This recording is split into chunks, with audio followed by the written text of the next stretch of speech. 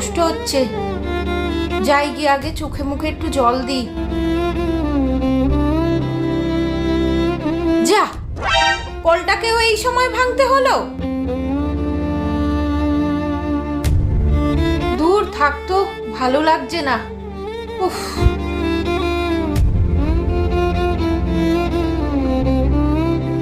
এই এ বাবা, কলটা থেকে তো জল পড়ে